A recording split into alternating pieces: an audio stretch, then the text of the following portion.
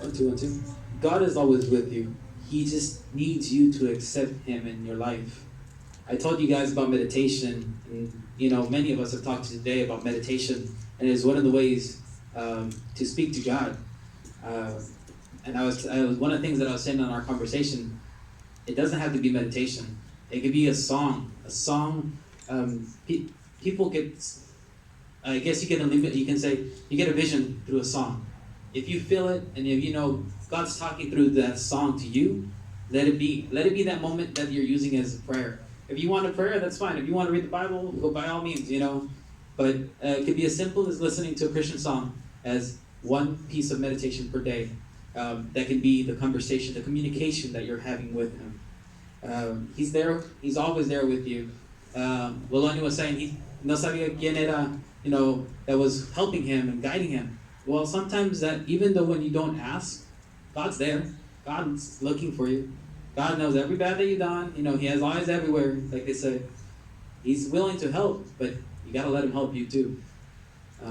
Yeah. Yeah, don't forget God. You're not alone. God is always with you. You just need to reach up and talk to Him. Ask for His help. Ask for His guidance. And He will always be with you.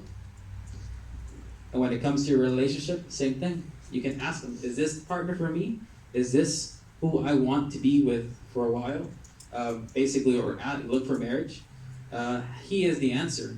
Even though we tell you, look for your youth ministry to ask questions, ask Father. But the one who really will give you the answer is God Himself. But at the same time, go ahead and ask Father. Or, we were saying about the text, go ahead and ask a question through there. Ask the youth ministry. We've been through a few years. Bologna has had definitely an interesting life. Go ahead and ask us. Even if it's today or another day that we come back to church, go ahead and ask us. But be careful also who you ask outside of church, because you don't know the influences and how they're going to guide you. People speak, and people don't speak from the heart. They tell you what they think, but it's not the best for you. As a Christian and trying to follow God, you need to keep God in your mind and Him allowing you to set the path for you. Thank you, guys. Thank you, guys. Have a good day.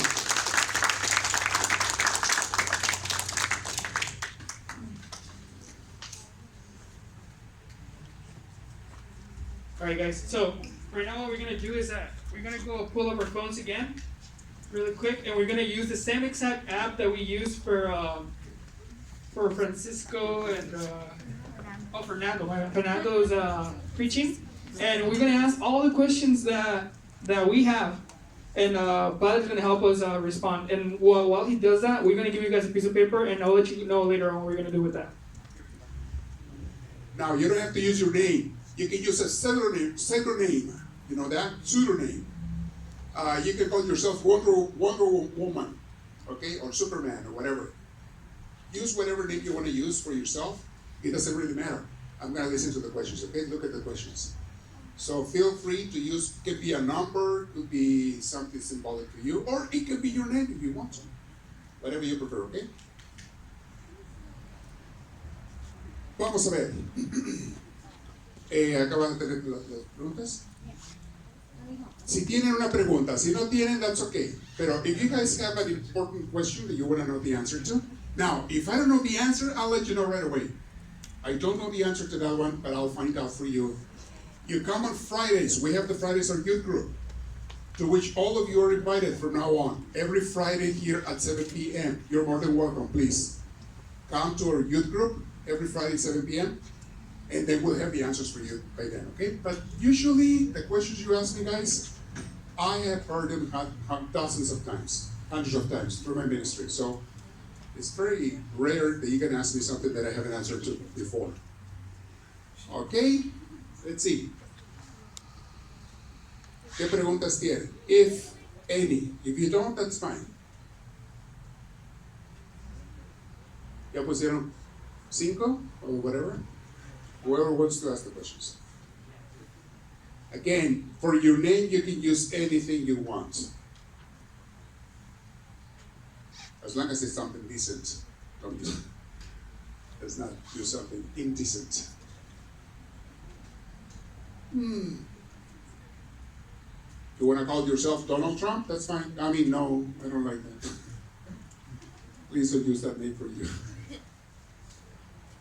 But any other name? Anybody yet? If we have some already, I can go ahead and start answering questions, and you can keep on writing or typing. So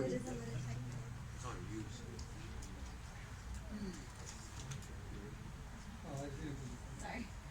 No. ¿faltaba algo? Yeah. Okay.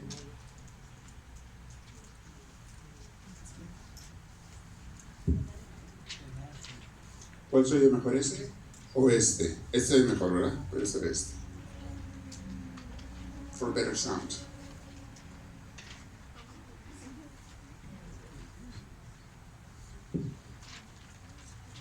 Do we have a question there? It's not letting.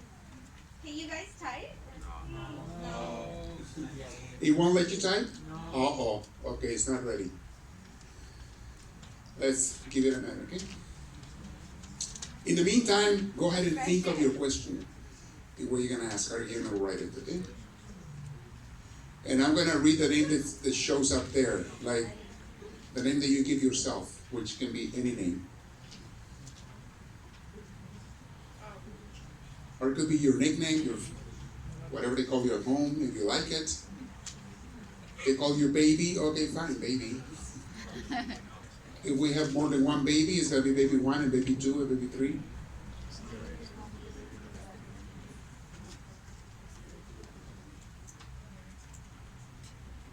Chiquis. Anybody's called chiquis here? They call some girls chiqui. I met a couple of them a week ago. It's not letting. Not letting us go? Uh-oh. Is there any other way that we can do it? Yeah, I'll try it on my side. Okay, try it again.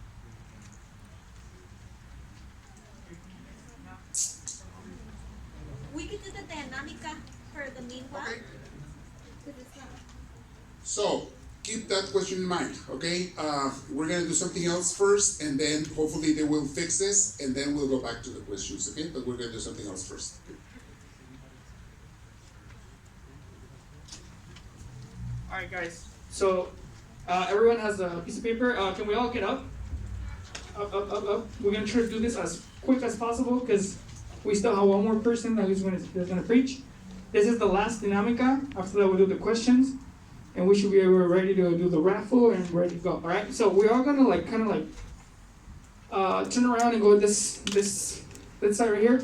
Everyone, if you can find a pen, grab one from anywhere you can find one. If not, we have some right here. Come and make a circle right here.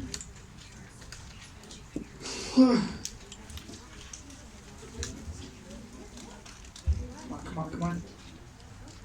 We're gonna try to make this quick. Some of you guys can sit down or just go around. I just want to be able to, everyone be able to see your name.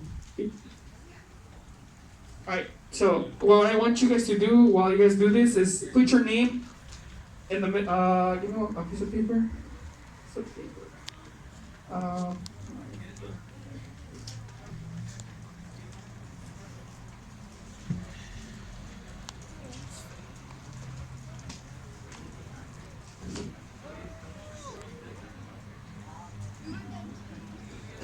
Alright, so this is what you're gonna do. Put your name right in the center, as big as possible. Get a paper. Including leaders, everyone gather around.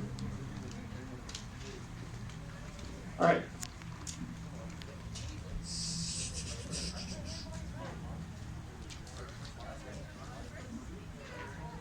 Your name. Just your name. Your name, yeah. If you guys want to sit on the floor, you guys are more than welcome. Let's just get it done so that we can move on. Oh, no, not that big. Just something like this. Can you get another? You can write in the back too. Alright, so, can you guys all pay attention? Alright, so what we're gonna do is we're gonna pass around your paper to your right. And you're gonna see whose name is in it, and from what you guys saw today, I want you guys to make a nice comment or something that you want to tell that person, such as, it was nice meeting you, I hope you do great, I hope that, blah, blah, blah, I will love to keep coming to church so that we can hang out. It's just positive messages to these people so that whenever you guys are, at home, it reminds you that you have a family from church and that we're always here for you guys. And you remember what those people are here for you. So spread out so that you guys can be able to see the person next to you. So I'm gonna give it to Daisy. All right, take yours. And actually, no, that didn't work. Yeah, so just pass it to the person next to you, and then we'll go from there. All right, you guys have 5 seconds to write something on that paper, and we're gonna switch on every 5 seconds. You guys ready? Yeah.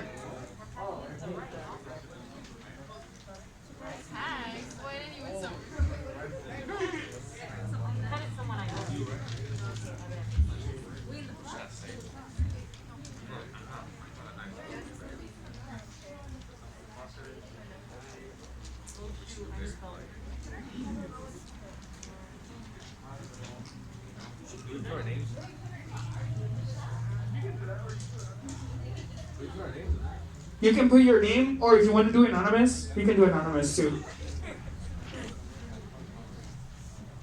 Did you guys all did? You guys all got it? Got it? So I get all right. So we're gonna pass it down one more time.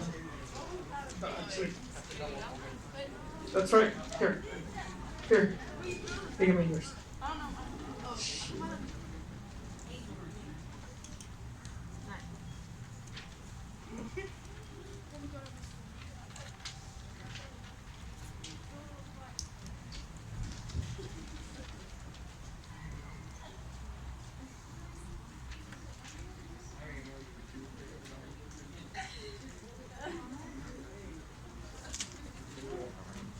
You guys ready? Pass it down.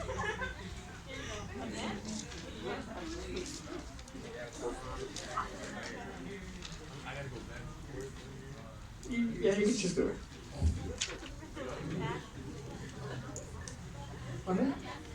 No, we're not. If you guys need a pen that writes, I have one right here.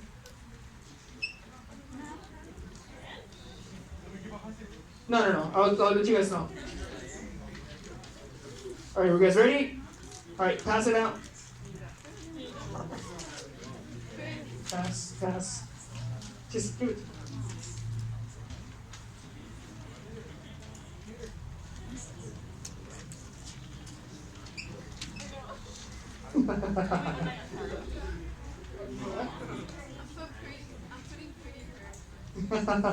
All right, pass it down.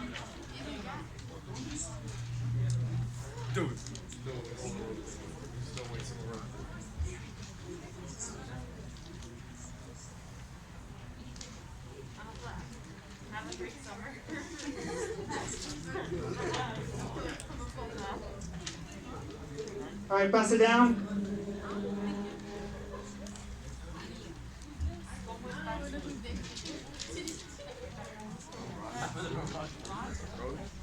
If you guys feel like you guys want to actually tell that person something, you guys take your time. You guys can draw something. Who's done?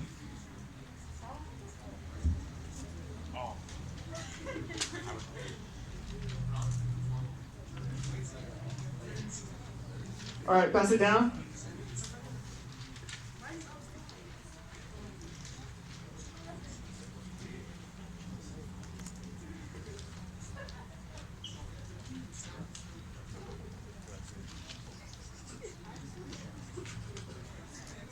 All right, pass it down.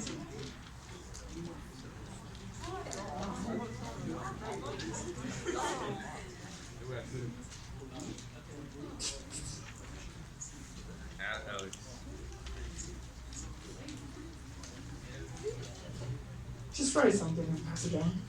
Okay. Yeah. Which one do you want? All right, pass it down. You were barely hit.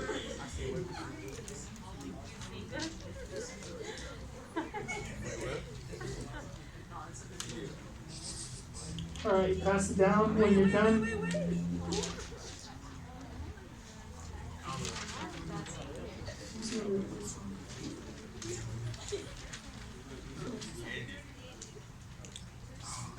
All right, just pass it down. I guess. Write something and pass it down. Those. See what happens?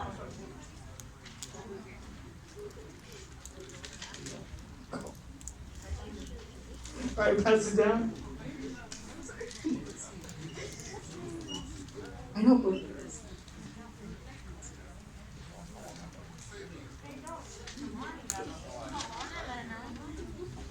all right, pass it down, pass it down.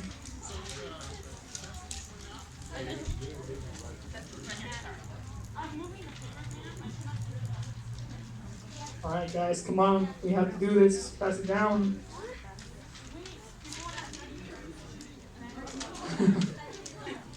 Huh?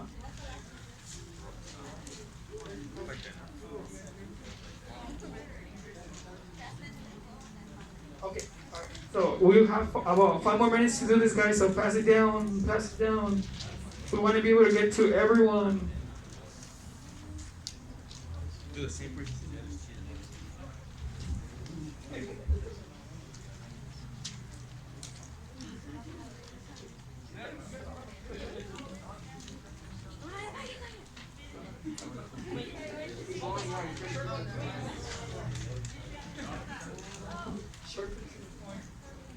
Pass it down. Oh my god, like 5 years later. Here. That don't matter.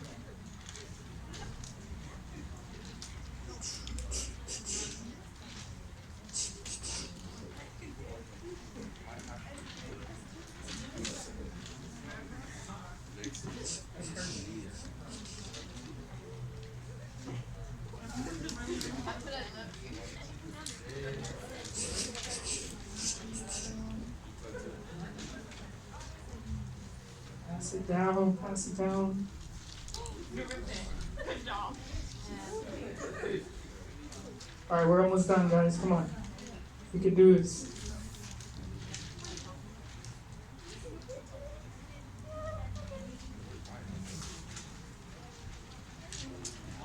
Watch me write, unlike my own.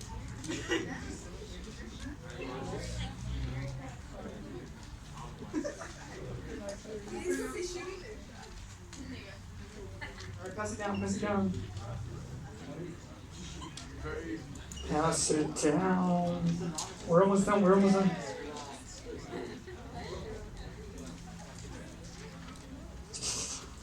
Oh, right.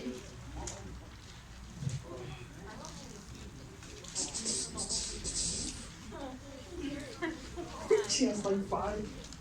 Go on, pass it down.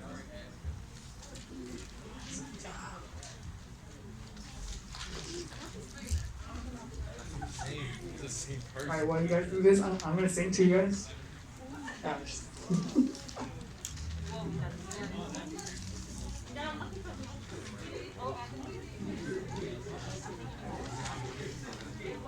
Yeah, I'm giving you a ring.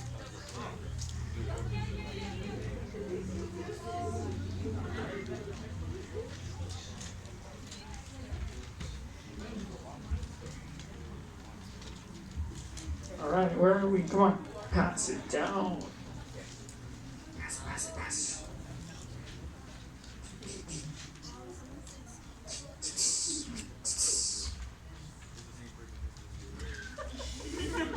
No, it's like 5 minutes.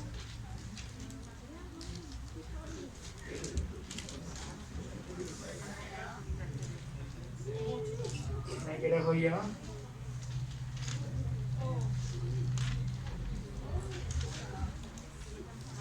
Can we get a hoya?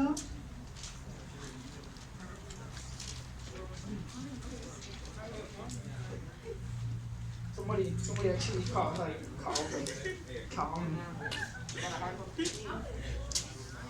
Just put, can I get a hoya? Alright, where are we? Okay, we're almost done. Come on. We can do this. If you see your name when you receive a paper, obviously that's yours. We need to like stop. If for some reason you don't get it, we give it to the right person.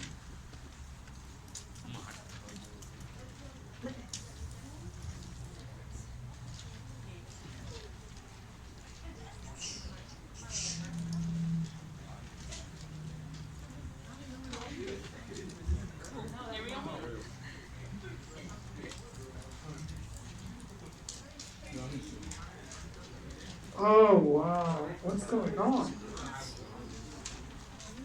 Oh my god. Did you do this already? Oh, come on. Come on. You guys are piling up over here. You guys have like a whole postal. How many what? Pass it down. We're almost done. Man, I'm ready to walk right through me.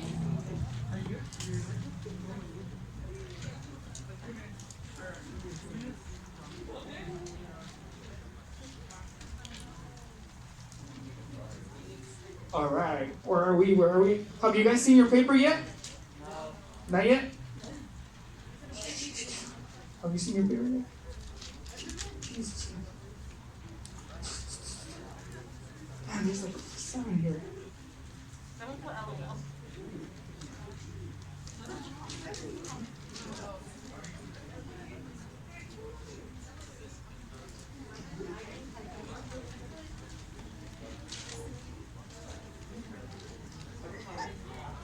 Wait, just I got skipped by it.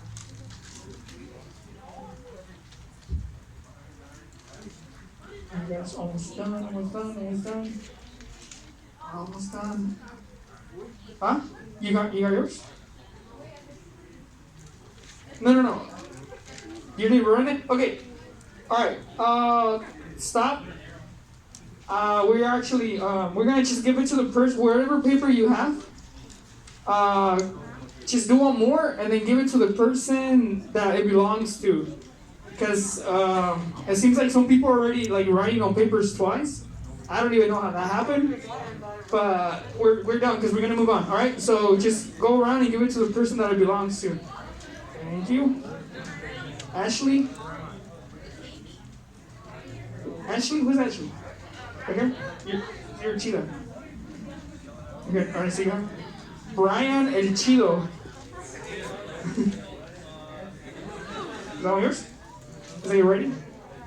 Alright, anyone else? Is that one yours? Okay, anyone? Did you get yours? Yeah? Alright, you got yours? Everyone got their paper? No? Okay, somebody doesn't have hers. What? Maribel? Is it? What's it? Elena. Why didn't no one draw on it? Oh, yeah. Okay, Alex.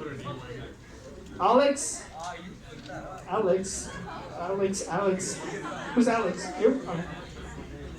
I didn't write on nobody's, so if you guys want me to write on yours, you guys can always give it to me. Okay.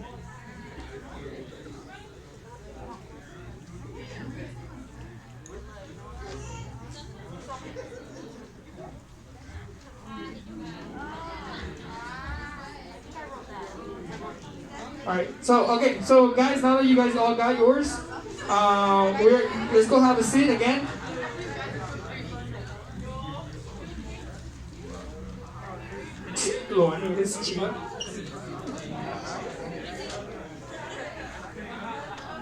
Alright, come on, everyone have a seat,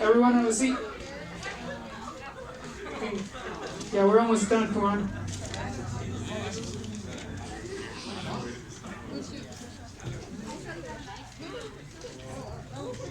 Alright guys, let's have a seat.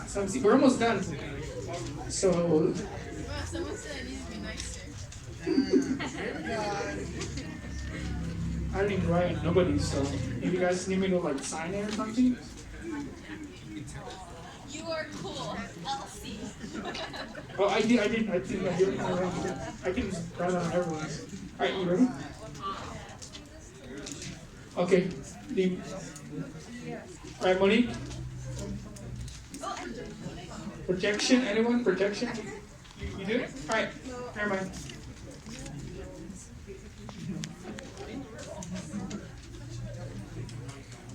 but yeah.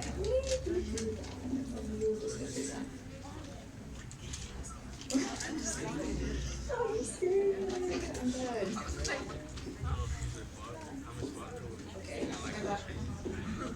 Okay, hello, hi everybody. Yes, good. Not the applause. I'm dead. Hi, my name is Jasmine. My pronouns are she, her, hers. Y'all can call me Jazz. A lot of my friends at school call me Jazz. So before we continue, I just wanted to get a vibe for the room. So I'm the last one. Oh my gosh, y'all made it through the day. I wanted to do a stretch just because I'm sure y'all are tired. It's been a while since we've been, or you all been, like, I guess at school is the closest comparison, just sitting for hours and hours and hours. So I'm gonna offer you 2 stretches, and you're gonna raise your hand voting for which one. I'm not gonna tell you what they are, I'm just gonna give you the name. So we can do the coconut stretch, or we can do the energy stretch. So raise your hand if you wanna do the coconut stretch. Raise your hand if you wanna do the coconut stretch, okay. Raise your hand if you wanna do the energy stretch. Nobody? Voting matters, I'm dead. Alright, so we're gonna do the coconut stretch since that's the only one I saw, so everyone get up. Yes, everyone has to get up. Try to give each other some space. Try some, at least some arm's length, because that's what you're gonna need. If you want to go in the back, in the corner, if you want more space, if you want more space for yourself to do the stretch, you can do that too. So you're gonna repeat after me, after I do it. So we're gonna spell out coconut, but with our bodies. So, yes, it is possible. YMCA energy, I believe in this. All right, so get this. Let's see. We'll just do it this way. Give me a C. Give me an O. Give me another C. Give me another O. Give me an N. Give me a U. Give me a T. What does that spell? Period. Okay. Y'all can sit down. Okay, so we're going to do an activity to start out with. Yes. But I just wanted to give y'all some background on me and who I am, since we've all just been giving that throughout the day. So like I said, my name is Jasmine. Y'all can call me Jazz. I've been in the church since the womb. So since before I could remember. My mom's way in the back.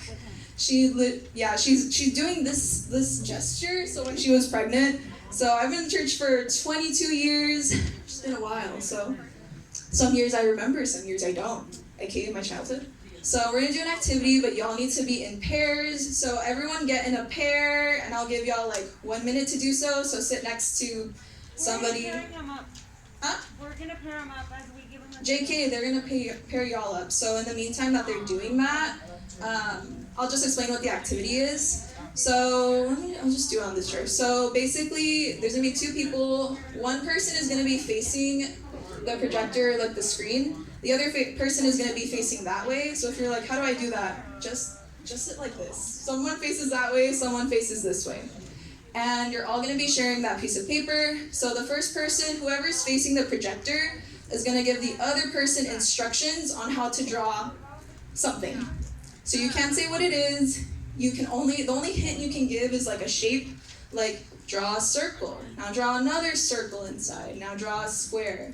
But the only person giving those instructions is the person facing that. And then the other person is drawing it, and that's the person who's facing the back. Is everyone in pairs? Everyone's in pairs, everyone has a pen and paper. Yes. Okay, so now everyone in your pairs get in position. So someone facing that way, someone facing this way.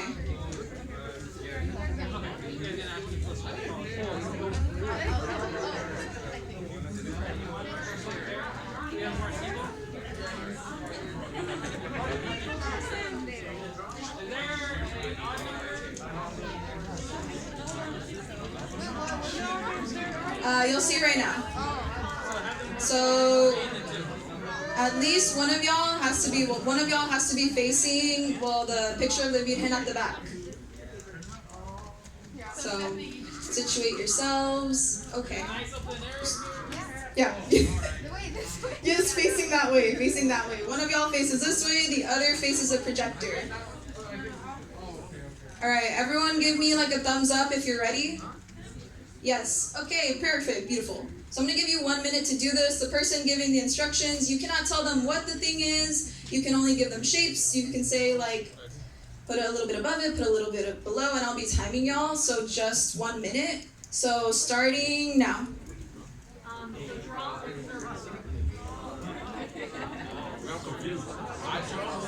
The person facing that way draws. You just tell her.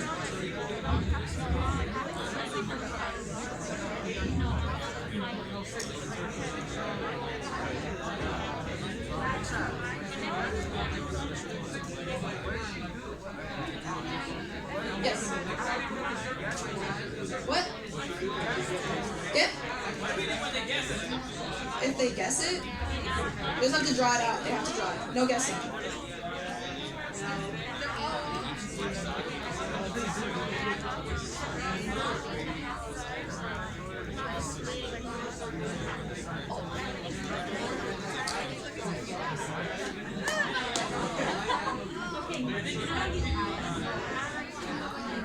All right, your minute is up. So everyone face this way, face the sound of my voice. Okay, now show your partner what you drew or compare it to the front.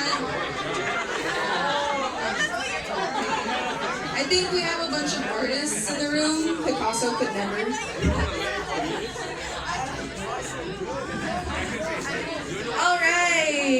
All right. So you're gonna switch places. So the person who drew the last round is now describing. So switch places. So you're gonna be describing to him what he's gonna draw. But don't give away the whatever it is away. Don't give it away. Just shapes, just geometry. I don't know if we love math. I don't. All right, give me a thumbs up if you're ready. Yes. Amazing, beautiful. Okay, so your time starts now.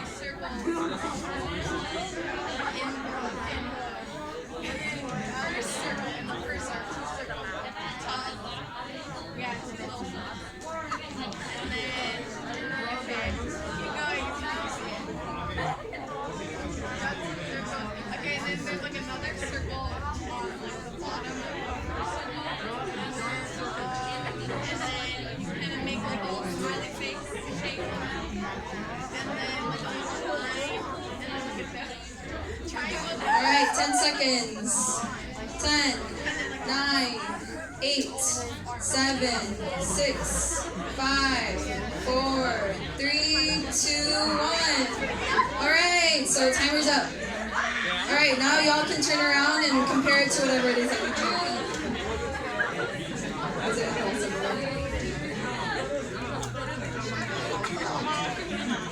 All right.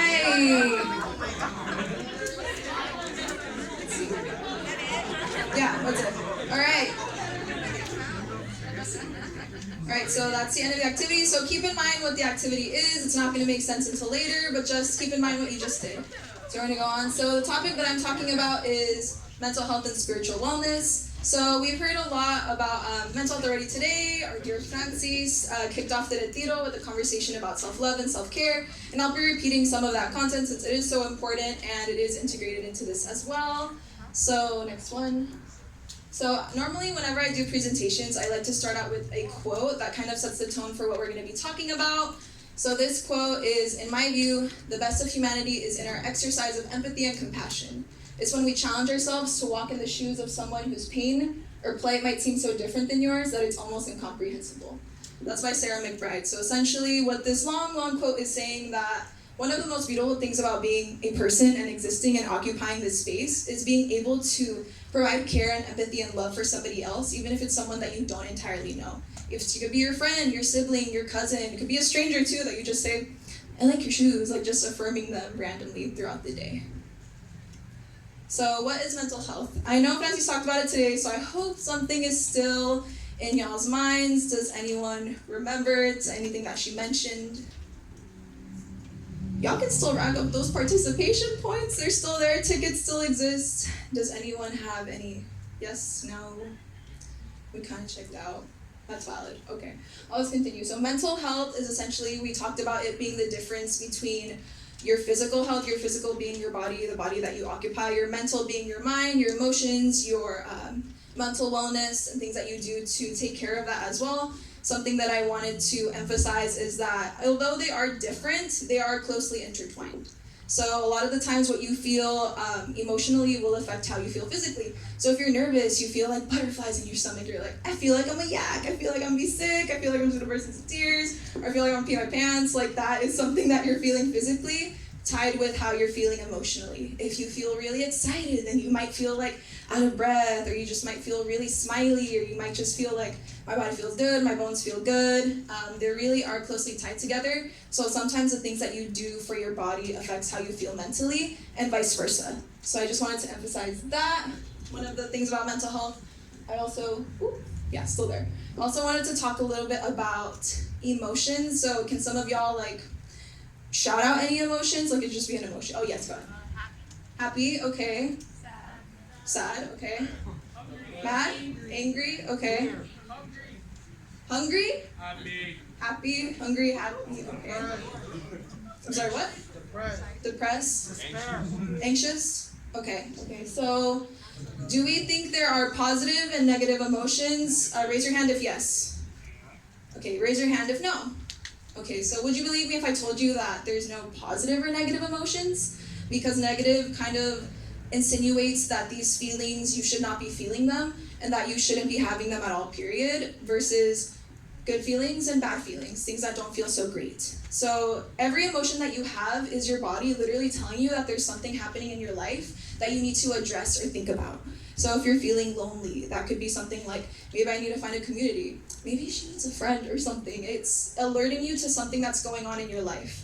Emotions don't just appear out of nowhere. They're in response to what you're experiencing. So if something happens to you at school, something happens to you in life, that's where that emotion is coming from. They all serve a purpose, right? So it's not like, I feel this way, I never want to feel this way again. It serves a purpose to tell you that something's happening in your life.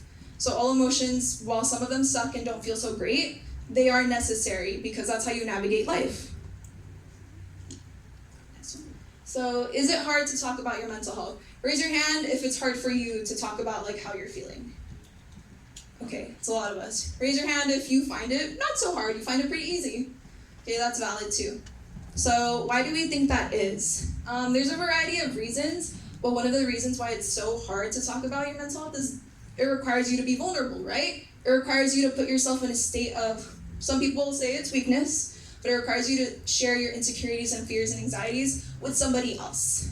And it's like, okay, well, I don't want them to perceive me as weak. I don't want them to think that I can't handle what's going on. I don't want them to think that I'm not strong. You wish to not be perceived by somebody else as less than just because you're feeling X, Y, and Z, right?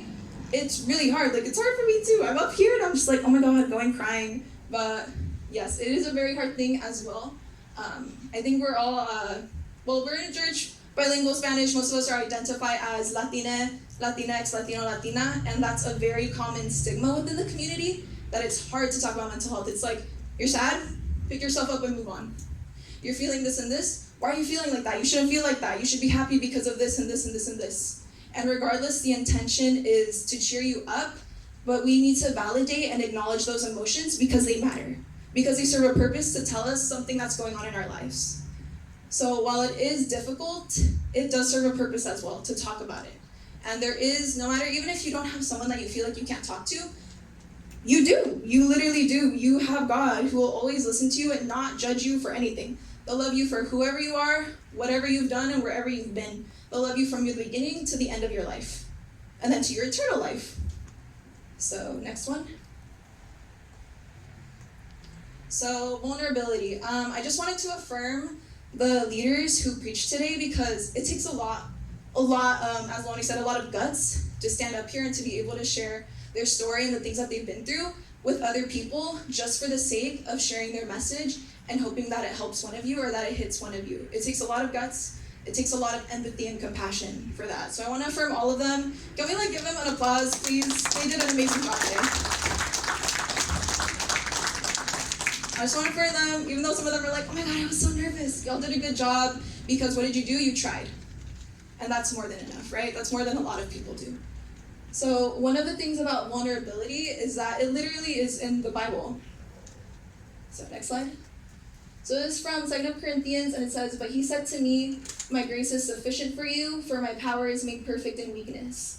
Therefore, I will boast all the more gladly about my weaknesses, so that Christ's power may rest on me."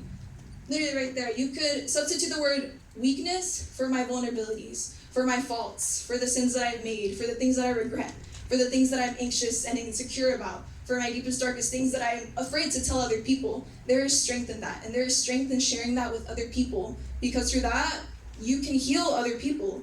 Maybe someone else might really need to listen to your story. And not a single thing that you went through, it's like, oh, that doesn't matter. It's not as hard as what other people have been through. No.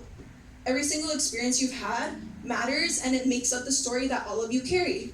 And that means it matters, and it's valued, and it's important.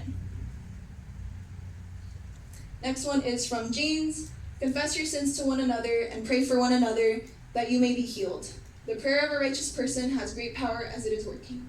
So, like we said earlier in the quote that I started out at the very beginning of the presentation, or of the lecture, I don't know what to call it. I said that one of the most beautiful things about existing and being on here is being able to empathize with somebody else, to be able to feel compassion and love for somebody, even if you don't know every single thing about them. Even if you haven't known them your entire life, the ability to get up and want to love and care for somebody and heal them, that's an incredibly powerful thing. And that's also tied with service, which is a very valued thing here in the church as well. So like I said before, maybe you might be like, oh, I don't want to tell you about how I feel. Maybe just sharing your experiences as well can allow somebody else to share theirs with you. Maybe you could be that source of comfort to somebody else. Yes, next one. So what is spiritual wellness? So I've been talking a lot more about mental health and about the power of vulnerability and how that can help others, but we also need to discuss okay, how do I take care of my spirit? How do I nourish that? A lot of people have been saying you've been receiving a lot of food throughout this entire thing. Well, not just food physically, snacks, we literally had that, but food for your spirit, right? One of the analogies or metaphors that Father likes to use here is that your spirit is like a plant, and every time you go to church, every time you pray, every time you do something for your spiritual wellness, it's like you're giving it water, right? So your spirit is exactly like that, and it needs to be watered. We're not going to get into the semantics of what if it's a succulent and it doesn't need water? No, your spirit needs water. It needs you to rejuvenate it. So next one. So there are different ways that we can do that. So one, finding a spiritual connection or community. Well, you've been in one all day since you got here. This is immediately your community.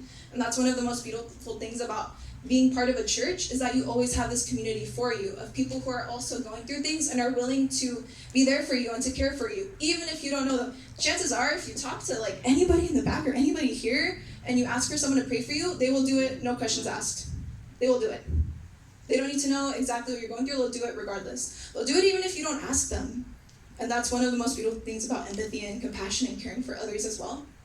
There's also being aware of non-material aspects of life. So things that matter to you at the very end of the day as well. You put down the phone, no anything else, cosas mundanas, things from the outside world. What really matters to you that can't be bought with money, right? Also, trying at times to not be in charge or the expert. So the activity we did at the very beginning of this, for one portion of it, you were the person in charge. You were the one telling do this, do this, do this, do that. You were the expert. But did the drawing turn out the way that you thought it would? No, right? Unless y'all got it perfect, what was it, ladybug or bear? But chances are it didn't come out exactly how it was on paper, right? Which leads us to being open to knowing, and I like to interpret that as being open to not knowing. A lot of us have talked about, I don't know what I'm doing with my life, and that goes for me too. I'm graduating from college in 3 months, and I'm just what am I doing? Where am I going? But at the same time, and a lot of us have talked about this, I'm not afraid of that. I don't know why, but I'm not afraid because I have trust and faith that it's going to work out. That God has a plan for my life, and that every decision I make afterwards, that I need to do it with the intention of like, what is it that he's telling me? What is it that he wants for my life, right? So I mentioned very earlier, like you can always talk to God, you can always pray to him. Some people argue like, well, he doesn't talk back right away. I don't want to talk to him because it's not the same as talking to a person. But God talks on his own time. He has his own plan for you. He's not going to like text you back like within 24 hours or within 5 business days. Like it doesn't work like that, right? So we need to be open to listening to what he's trying to tell us. And sometimes he talks to us through people. Anyone today that you could have met could have been God trying to talk to you, trying to tell you something. So it's being open to that as well. Identifying what is meaningful to me, making time for reflection, seek out re-energizing or nourishing experiences. So like I said, you've had that all day today. So just being open to accepting that and thinking more about it, about what he might be trying to tell you, if something hit a little bit different for you or hit a bit closer to home for you. Finding time for prayer or gratitude. You can find time. You can find time. I don't want to hear any excuse. You can find time. You can find time throughout your day. It could be when you're driving. When I used to commute to school, I would pray on my way there. I would talk on my way there. Because it'd be like, depending on traffic, it could be anywhere from like 30 minutes to like an hour. And I would do that during that time. You can find time, granted. Reading or listening to something inspirational. So making sure, you know what, I'll feed my spirit when I go to church on Sunday. Don't wait until Sunday. You have every other day of the week to do something, to read something, to put your time into that as well, because that's going to help you, right? It's not because people are telling you, you should do this because blah, blah, blah. It's for your good. It's because it will help you and it will teach you something and it will feed your spirit, right? So I wanted to end it with this, which Francis uses a verse, but it is very powerful. So I just wanted to end it with that as well. The second is this: love your neighbor as yourself. There is no commandment greater than these. So again, the intention at the beginning of it was like, make sure that you're loving yourself as much as you're trying to love for somebody else. I don't know if y'all have heard this, but a lot of people like to say like, oh, how can you love somebody if you can't like love yourself, right?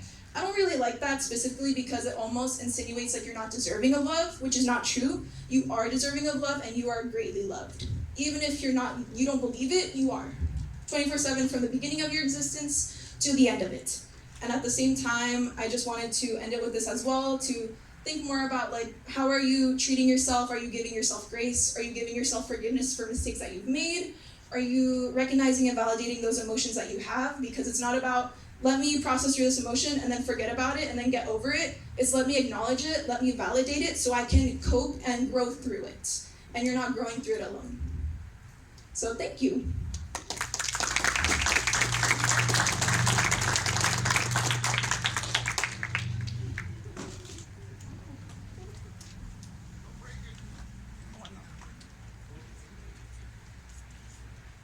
Alright guys, just one last thing before we do the questions. If you guys have any tickets on you that you haven't put on the basket, I believe most of you guys already did, but if you have tickets that you haven't put your name on them, let's put them on a basket really quick, and then take off your phones again so that you guys can do the questions. And then I'm going to pass around with the basket so you guys can put your final tickets, and I'll leave you guys with Padre. Thank you. So ready with your phones? Los que tengan preguntas, no tienen que ser todos, nomás los que tengan preguntas. Anybody has one? Oh, by the way, guys, if you were consistent in coming like every week here, I wouldn't mind starting a mass in English for you guys every Sunday. If you guys committed to coming here on a weekend basis. Besides Fridays, we have the youth group Fridays at 7 p.m. But on Sundays, say like at noon, we could have a mass especially for you guys, which is the worshiping of God for the youth. So you guys let me know about that. I want to hear comments. I want to see what you guys think about it. But we need a good group for that. Okay? Let's start something in English. You got your tickets? We still have prizes? We do? Have prizes still? Yeah, they can ask questions. Ready for the questions? You can start writing them if you have them. Like I said, you can use any name you want to. Let's see, pueden escribir en español para que practiquen su español, porque smart people are always bilingual. Keep that in mind. Smart people are bilingual at least. Smarter people are trilingual. So there might be some of you who are trilingual. That would be great. Pero that opens up your mind a lot when you speak more than one language. Vamos a ver. ¿Escribieron alguna pregunta? If you guys read it for me, because I can't see the screen from here, so if you guys, maybe Monique, you can read it for me, the questions they write. And give me whatever name that it is that they wrote. Friday. We have one? Yeah, Friday. Friday is the name? Friday. Oh, Vider. Okay. What's the question? I can see the screen from here. Let's see. What does Revelation 9:20 mean to you? What does Revelation 9:20 mean? Oh, let's open up the Bible and let's find out. You guys have a Bible in your phone? You want to open it? By the way, there is an app which is called Bible. There's like 100 apps for Bibles.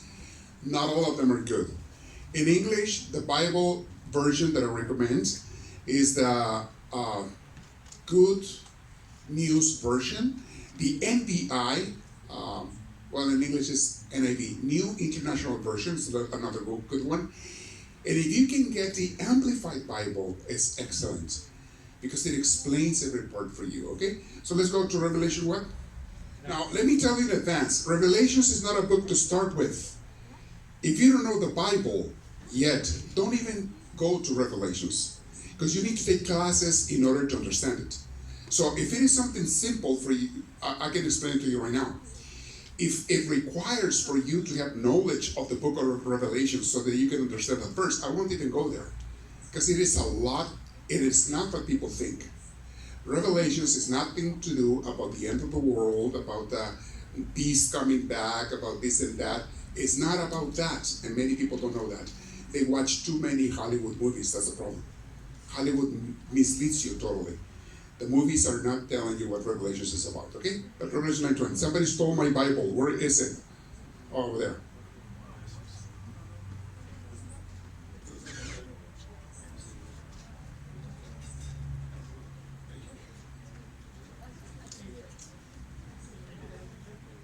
So if you want to download the app, it's by the company for that app of the Bible. If you want to have the Bible in your book, there is an app, and then you can download different versions. I already told you what versions I recommend you. But the app, Pray as you go? that I recommend, You say pray as you go? well, Pray As You Go is great for prayer. It's not so much for the Bible, but it's prayers. It's a different thing. But when it comes to the Bible, it's the YouVersion. YouVersion is the company, it's a Bible company, it's the company that gives you that app. Bible by YouVersion. And then you can download Bibles to that app. In the Bible that I'm recommending you, in Spanish, download Dios Habla Hoy, is the DHH Bible. DHH Bible. In English, you can download New International Version, NIV. New International Version, okay? If you want to do that, okay? Well, that's for your phones. Let me find it in the Bible here. You said Revelation 9:20. En español se llama Apocalipsis, el libro de Revelations. Now, like I said, it's not a book that you take lightly. You need to take classes for that. Revelation 9:20. Pero los sobrevivientes, los que no fueron exterminados por estas plagas, no renunciaron a sus prácticas, continuaron adorando a los demonios, con esos ídolos de oro, plata, bronce, piedra y madera, que no pueden ver, oír ni caminar. Okay. Some people are going to be cursed. Who are those people that are going to be cursed? That's what it's talking about. But this is a remembrance of what happened in the book of Exodus. You know who wrote the Revelations, right? St. John. St. John wrote that book. And he's talking about Moses and the Jews in the desert. They used to worship idols. So, Revelation is telling us, in the future, in these times, it's the same thing. There are people who worship idols. What idols do people worship nowadays? You know what they are? They are money, fame. People want to be famous. in TikTok, in YouTube, and this and that. They all they care is about being famous, and they do sometimes silly things. Some others don't, but some people do. So don't just go for that. Those are idols. If you follow those and you see them as gods, some people love them so much, to those people on YouTube and TikTok and so on, they love them so much, they almost see them as gods and goddesses. You know what? That's idolatry, because there's only one God. So what it is talking about, this verse in particular, but I need to explain the whole, not just that verse, but the whole chapter and the whole book. But let me just real quick today answer to that question. Yes, there are people that are going to be cursed. They're going to receive a lot of bad things in their lives, and maybe even condemnation, because they worship the wrong gods, because they decided to worship wrong gods in this world. That's what it is talking about, okay? So you want to go to the next question? What is it? How can I reassure that God is real if I have doubts? Good. Is it normal to have doubts about God? Yes, it is very, very normal. You know why? Because we, as human beings, we have 5 senses, okay? Let's talk about the eyes, the sight, the ears, the touching, tasting, smelling. Those are our senses, okay? And we are used to see everything that we know through our senses or through our reason. You can also reason about things. Use your intelligence, use your mind about it for that. Okay. Now, when you want to apply the same senses and understanding to God, you are doing the wrong thing. It's like, I want to know what color the air is. Wait a minute. The air doesn't have any color, but I want to see the color of the air. Well, you can't. Why not? Because it doesn't have any color. The air by itself doesn't have a color if it is pure. If there is some dust in it, well, the dust has some color. If there's a gas in it, yeah, the gas may have some color, but the air itself doesn't have any color. How do you want to see it? Okay, God, you don't catch him. You don't get him with your senses or even your reason. You experience God with your heart, with your soul. And I can give you the recipe on how to achieve that. In 30 days, you can start feeling God, finding God. He will find you if you do that, what I'm going to tell you to do. I give this exercise the name of the 30-30, 30-30.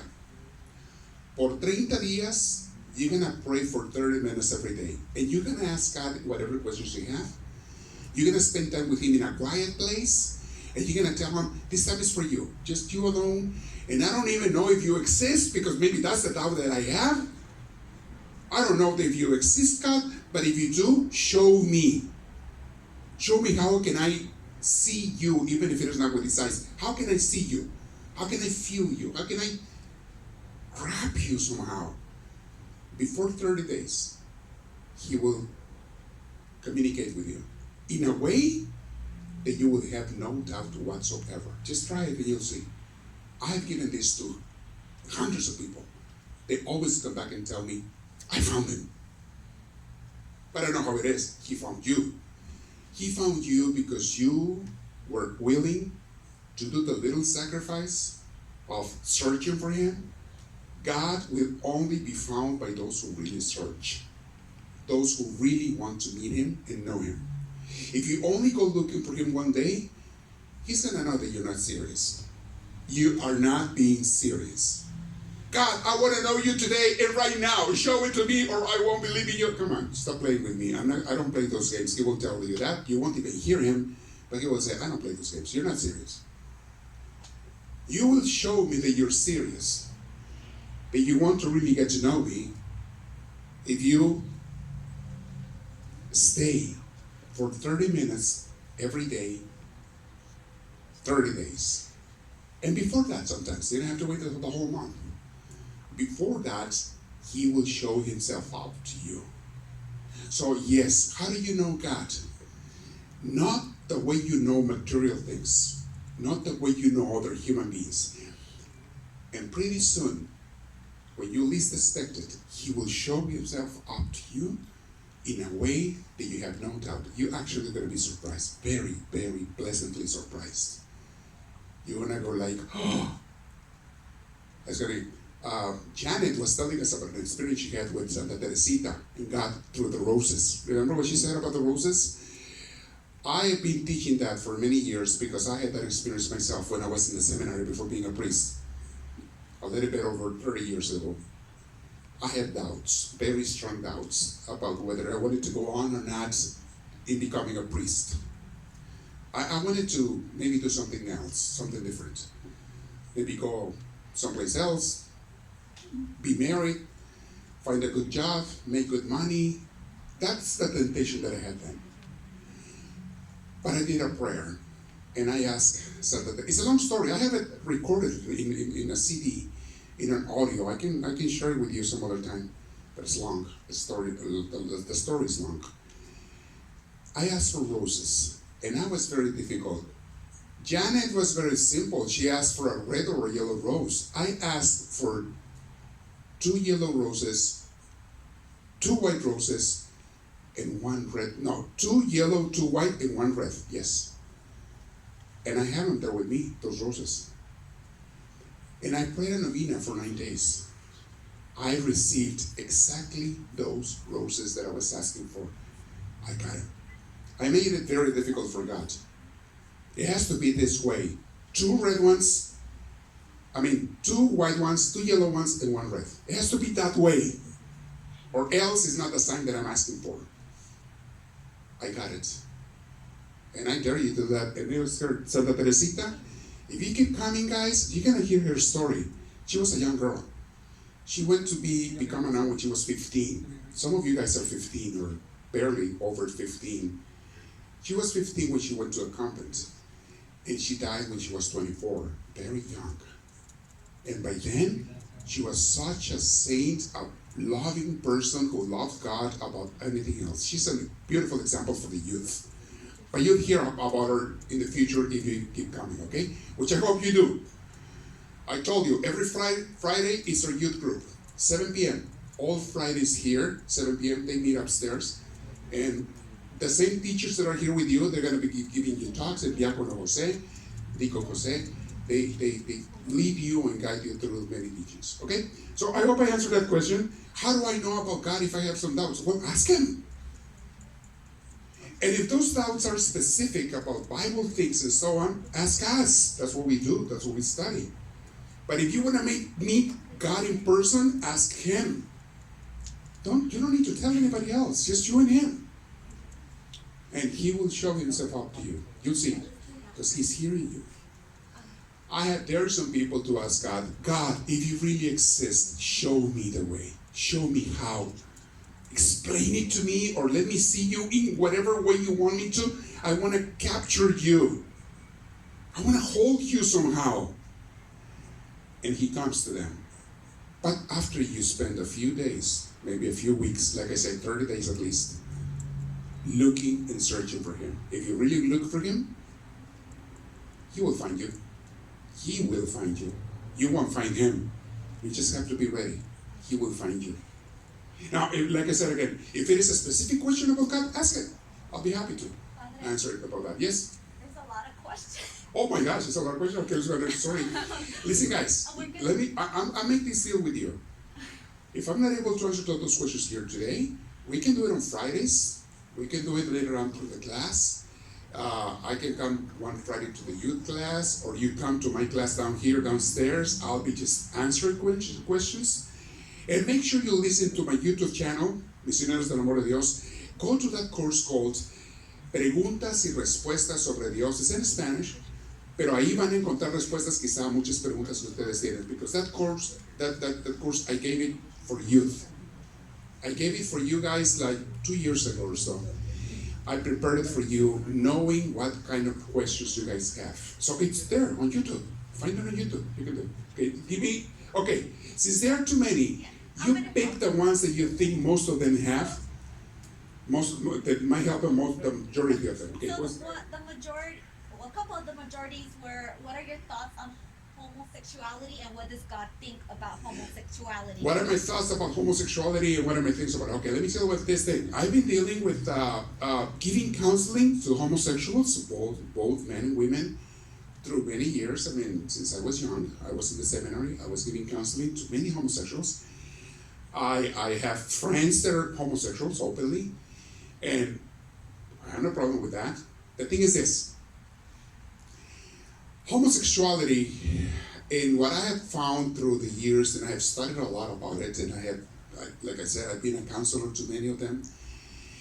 It happens by birth. People, both men and women, are born homosexuals, but only like 10% of the people that tell you that are homosexuals, they were born like that.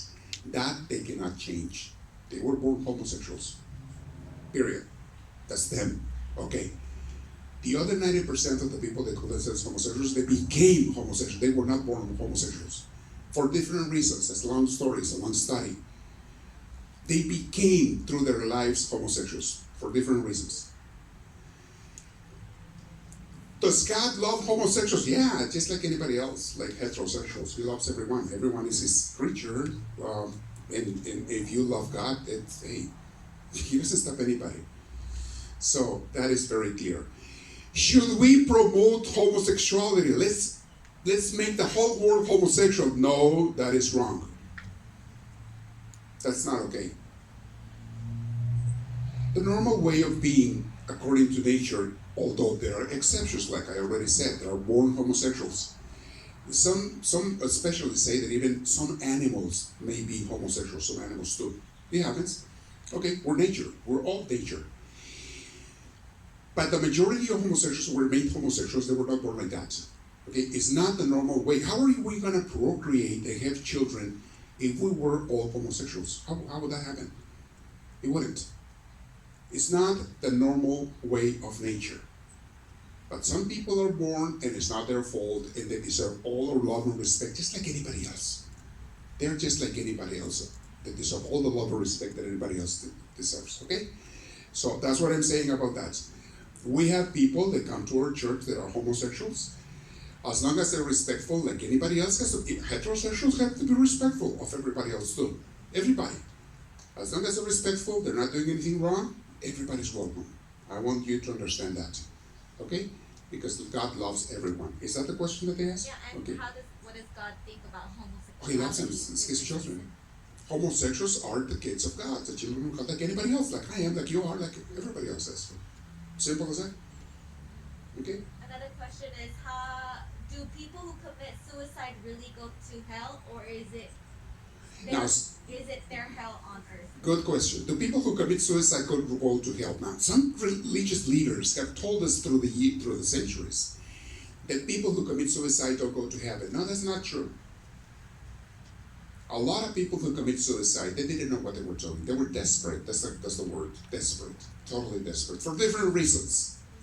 Some of them were going through real illnesses, mental illnesses. Now, Jasmine, she knows a lot about mental health. That's what she was mentioning it. And I asked Jasmine to sometimes give us some courses and classes about mental health. Because a lot of people need help with that. So, yeah, some people don't know what they're doing. And God knows. He sees you. He knows your heart. Somebody commits suicide. Now, that's not what God wants. God doesn't want anybody to commit suicide.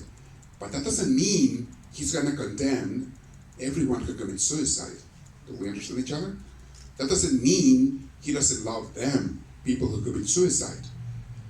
But if you say, I don't care about God, and I will commit suicide anyways, then you are putting yourself into eternal damnation. Because you decided you could have avoided it, you could have not done it, and you did it anyways. So that is wrong. Those are the people, and not only for suicide, for many other things. If you decide to do evil in this world, or take somebody else's life, or your own life in an evil way, then you don't receive salvation. But the people who commit suicide, who were desperate, who didn't know what they were doing, they receive the forgiveness of God. God sees their whole lives, not just that last minute of their lives. God sees what they did through their whole lives, okay? So that's how we are going to be in the either in heaven or in hell, according to your whole life, not just to your last minute of your life. Okay? Good question. Okay. Another one. Okay. I've done very bad things in the past that I haven't forgave myself Right. yet. I have changed for the better, and I'm a better person now. But sadly, I don't know why I keep putting myself down because of my past. Right. It haunts me daily. What should I do? Very normal for many people for that to happen. Okay. Actually, most of us go through something like that. We did something bad in the past, something real bad. Okay, God gives you the opportunity to change, to repent, and He offers you a better life. And you can start a new life. If you start, that's what we do in baptism. You're going to see here in Holy Week, people are renewing their baptisms, people from all ages. We're going to have a lot of adults and a lot of young people receiving baptism. What do you do when you receive baptism? You're saying, God, I'm sorry for my sins. I want to start a new life with your help, with you. And that's when you receive the total forgiveness of your sins. And you start a new life. Now, once you start a new life in a church, it has to happen in a church, in the family, because this is the family of God. A church is the family of God. It's where God manifests Himself in different ways. I can explain that to you in other classes about the church. Why the church? Why we need a church? Why God created the church? We can talk about that. But let me tell you one thing. Once God has forgiven you, you must not remember, I mean, you know that you did what you did, but you shouldn't care anymore about that because you were forgiven totally. It's like you were dirty one day, very dirty. You got in a mud bath. You were stinking dirty, and then you took a good long shower. You're now totally clean after that beautiful long shower with warm water and soap and shampoo and stuff and so on. Should you keep on remembering when you were dirty? No, who cares? You're not anymore. But I feel bad because I was dirty before. Yeah, you were, but who cares? You're clean now. That's what really matters. So, but if I haven't taken that shower, then I have a reason to be feeling bad about me because I haven't taken that shower. So if any one of you guys feels that they still need to take that spiritual shower, that's what confession, the sacrament of confession that us priests give is for. You come in private, in total confidence. You confess your sins, you repent, and you receive the absolution, the forgiveness is from God through the priest, but from God. And guess what? From that moment on, you should never even worry or care about your past. And it happens. You all of a sudden feel relieved. So, the reason some of us feel still bad about our past is for one of two reasons. Either we have not repented yet, totally, fully, really, or we repented, received the forgiveness of God, but we're listening to that mind, and sometimes it's the devil who is giving us those ideas, huh?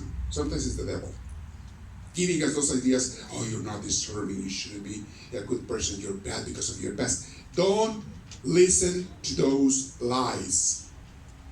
Once you're clean, you're clean. Just don't get dirty again. Don't do it again with the help of God, and you're fine. But that question is very valid because a lot of people feel like that. And it is because nobody has explained to them what I'm explaining right now. If you have been forgiven, you should never remember that again. You are a clean, shiny, new person in the eyes of God, in the eyes of yourself. You should be proud of yourself, with humility, of course, but proud of yourself because you're now clean. Okay? That's a good question because a lot of people go through that. Yeah. One more. Another one? Okay. I just started walking with God, but it's hard to maintain. It's how can I push through it? Good. I just started walking with God, but it's hard to maintain. What makes it hard is that when we're not very consistent. If you prayed every day, you will find it a lot easier.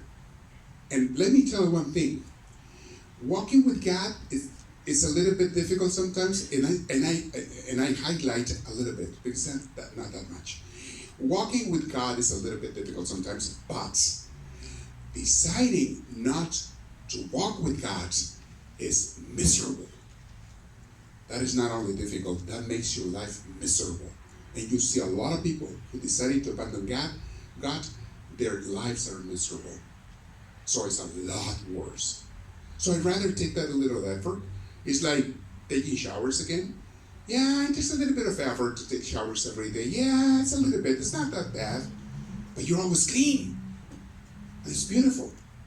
So the result of that little effort is beautiful. So yeah, but prayer, please pray. Now, some of you might say, I don't even know how to pray. I told you this morning, just talk to God, give him some time. The key thing is give him some time.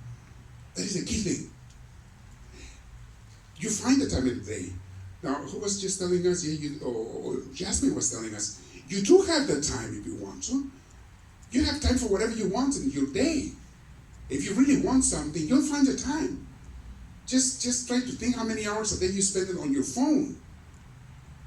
Can you give 10, 15 minutes of prayer to God every day? Now, I'm recording a daily prayer on YouTube, on our same channel, in Espanol, but that will guide you and explain a part of the Bible, the verse of the Bible, some verse of the Bible, and it will guide you through prayer for 10 minutes. So you can be guided.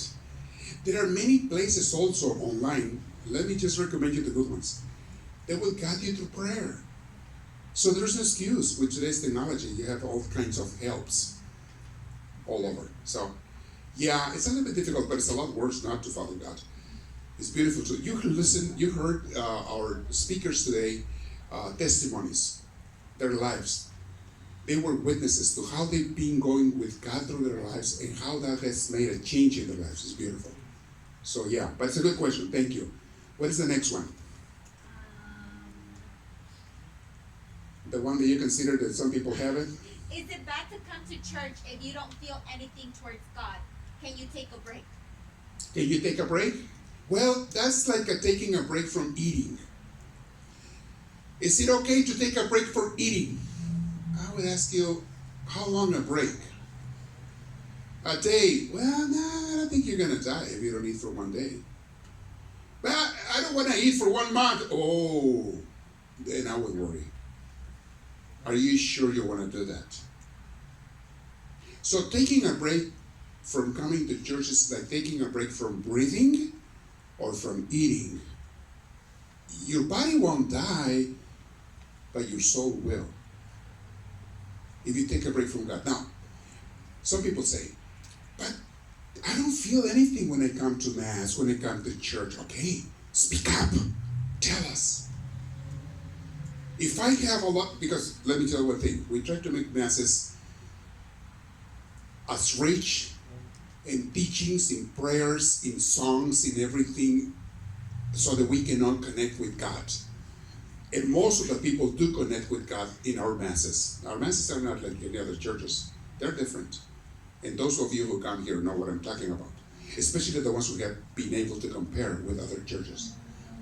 But if even with that, you feel this, you're missing something, come and talk to us. We'll help you. And we'll tell you how to take advantage of the Mass or the services or anything that we have here. Or, like I said, a Mass for jóvenes, for youth, might be a little bit different than a Mass for the whole population, like the ones we have.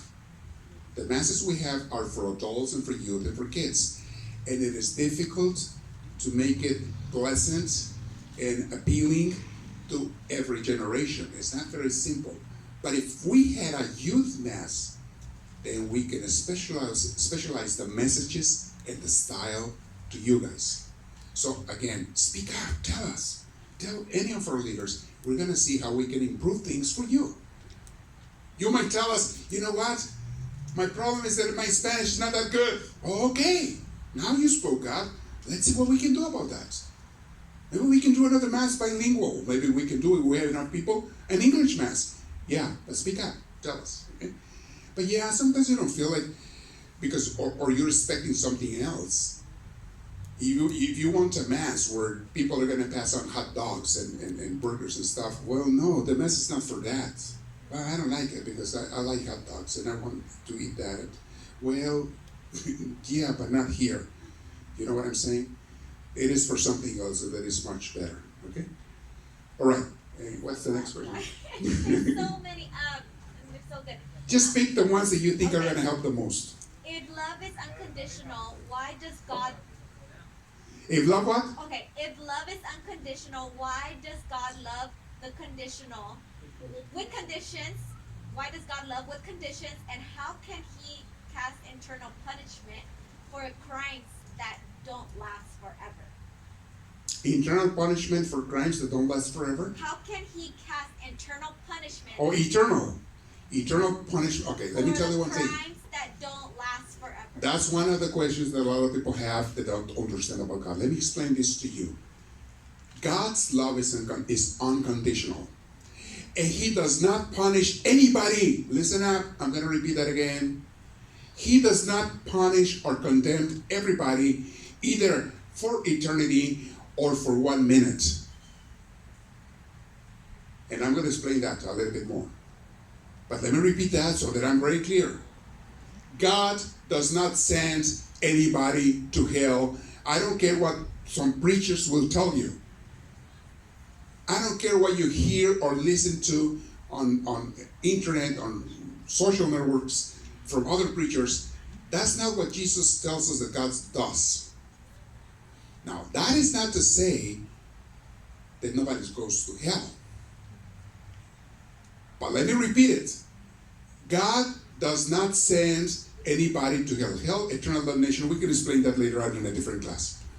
God does not send anybody. People choose by themselves to go there. People choose. It's a personal choice. I decide to hate in this life. I want to hate everybody. I want to take advantage of everybody. I'm going to rob and steal and maybe kill and I don't care, and I'm going to do it. Okay, is God sending me to hell? No, he's not. He's actually very sorry that you're taking that path. He's actually crying for you. You are his child who is taking the wrong turn.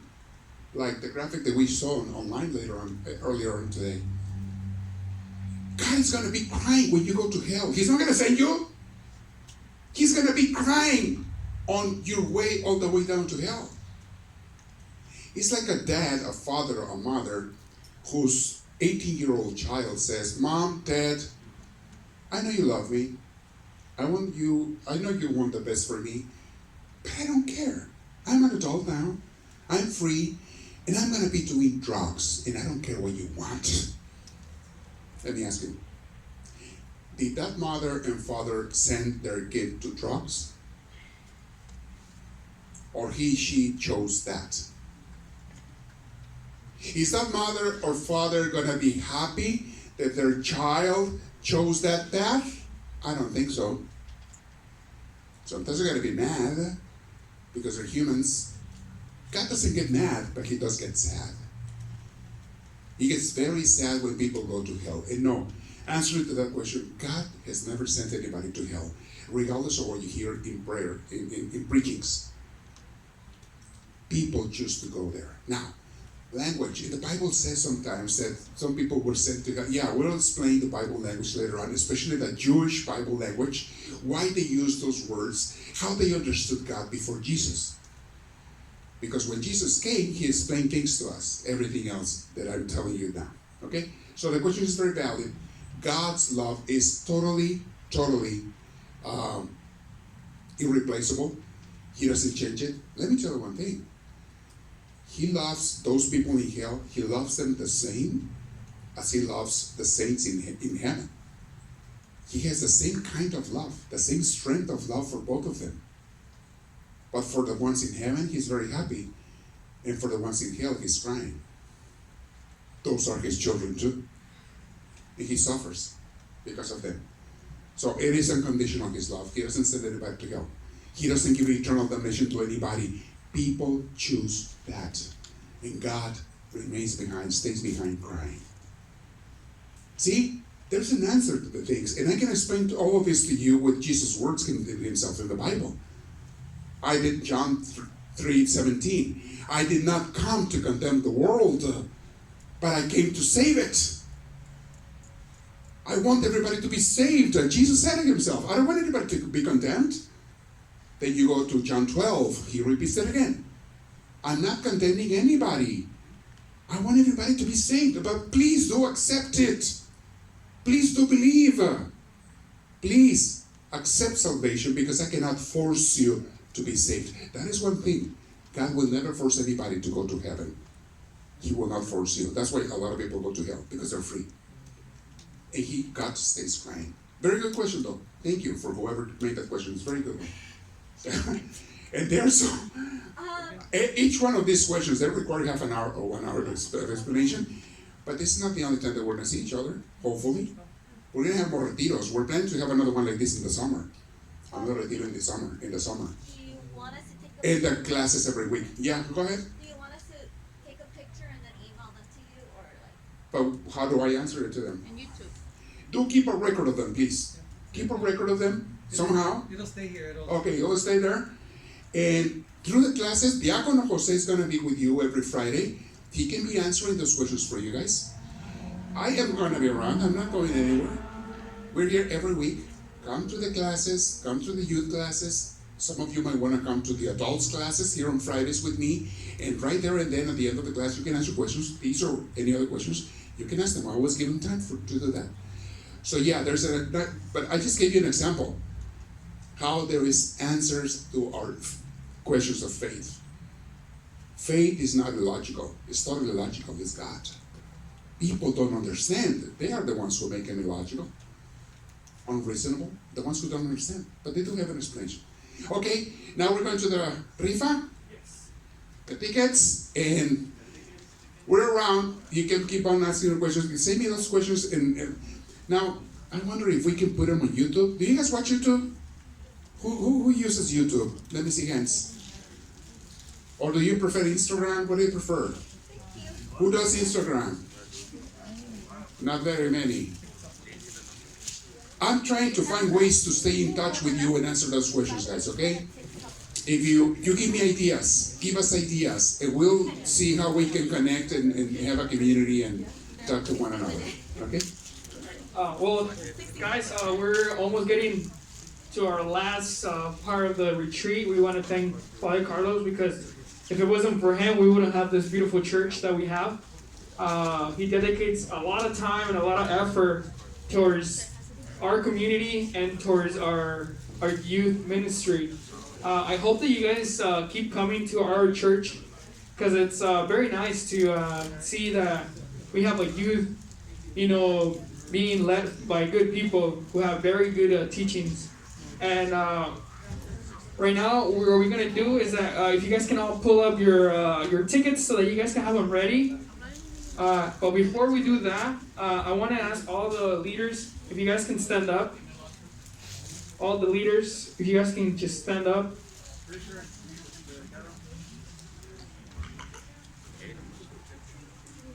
All the leaders, if you guys can get up.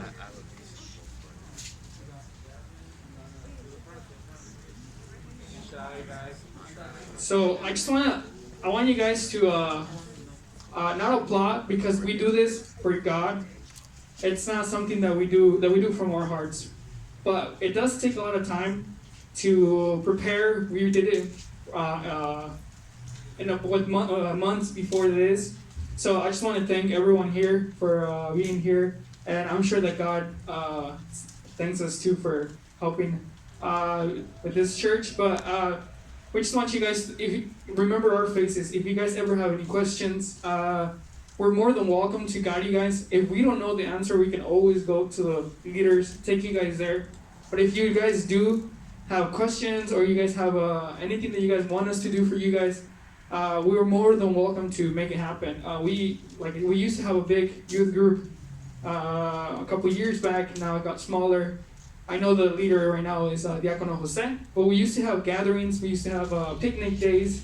So if you guys want all of that to come back, we just ask you guys that you guys keep coming to the church. More than anything, to keep guarding your lives. We want to thank Jesus and Diacono Everardo, Jose, because if it wasn't for them, honestly, I don't even think us will be here.